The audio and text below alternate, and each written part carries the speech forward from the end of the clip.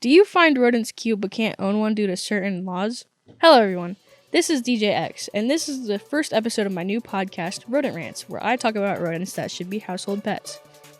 My idea is that certain rodents should be more normalized to be household pets because we already have a few rodents that are household pets, but why should they stop there? Some common pet rodents include rats, mice, hamsters, gerbils, guinea pigs, and chinchillas. See, these are pretty common for nowadays, surprisingly. Rats and mice are really surprising to me, also. People hate rats and mice. I didn't know they were that common, but I do know someone who owns, 10 rats, so you know what? Whatever. The rodent of this episode is squirrels. The reasons that I have for this rodent being a household pet is that they have a very playful and curious nature. They're very energetic and very mischievous. I don't know if you guys watch rodent videos on a daily basis, but usually when I'm watching rodent videos, I'll get at least one clip of squirrels just bouncing off the walls. Whether that's a pro or a con really depends on the person and their ideas, but I think it would be very funny. Very funny. Another reason is their intelligence. They're very intelligent and can learn to be hand-fed, especially if bonded with in early life. Some owners report a special rewarding bond with their pet squirrel, particularly with flying squirrels, who are famously affectionate with their owners. For some, raising a pet squirrel provides a unique opportunity to learn about wildlife behavior and the needs of a less common animal. There are some major challenges and downsides, though. One of these being their wild instincts, because despite being raised in captivity, squirrels retain their wild nature.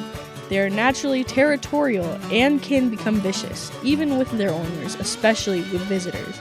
So that is something you will need to take into consideration before you try and get a pet squirrel. Also, are not easily house trained and do not instinctively use a litter box. So it might take a little longer to potty train a squirrel. Also, biting and scratching. They have very sharp claws and can bite very hard when frightened or angered. And for my last one, which is so sad, is legality. In many areas, it is illegal to own a squirrel without a special permit. Laws can also restrict releasing a captive bred squirrel into the wild.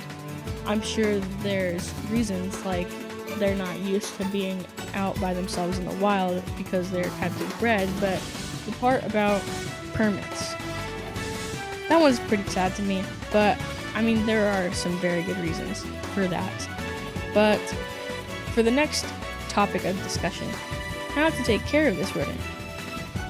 So, a squirrel's diet, as many people know, contains nuts like acorns, walnuts, pecans, hazelnuts, and pine nuts, but it also contains seeds, fruits, vegetables, insects, bird eggs, and mushrooms.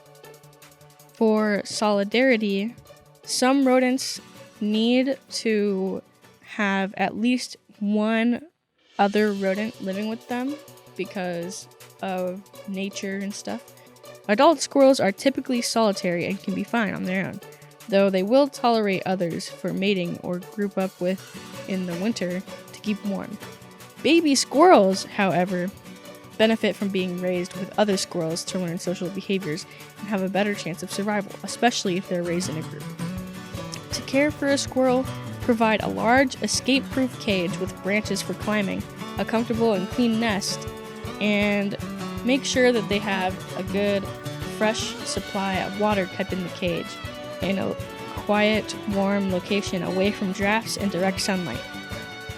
With the topic of bathing rodents, you shouldn't bathe a healthy squirrel as they are capable of self-grooming, and they're best left undisturbed when it comes to cleanliness. However, if you are caring for a baby squirrel, that has gotten into a mess, you can gently clean it with warm, damp cloth or a sponge bath using a very small amount of diluted baby shampoo or dish soap like Dawn, and dry it completely. You must take care of it very gently and do not submerge the squirrel in water, as it can be stressful and lead to hypothermia. Make sure to avoid getting any cleaning solutions in the squirrel's eyes or nose. One fun fact about squirrels is that their hind legs are double jointed, allowing them to rotate 180 degrees and run headfirst down trees. And they can jump up to 6 feet in a single bound. They are very intelligent animals, and personally, if I were given the choice to own a squirrel, my answer wouldn't be a direct yes or no. It would probably be a maybe, depending on the squirrel. Like, if it were a flying squirrel, maybe. It would just depend on, like, if I could get the certificate or any of the requirements to own said squirrel, and if I were actually capable to own the squirrel. Well, I hope you enjoyed learning more about squirrels and how to take care of them. Stay tuned for the next episode where I'll be talking about the rodent, the spiny mouse.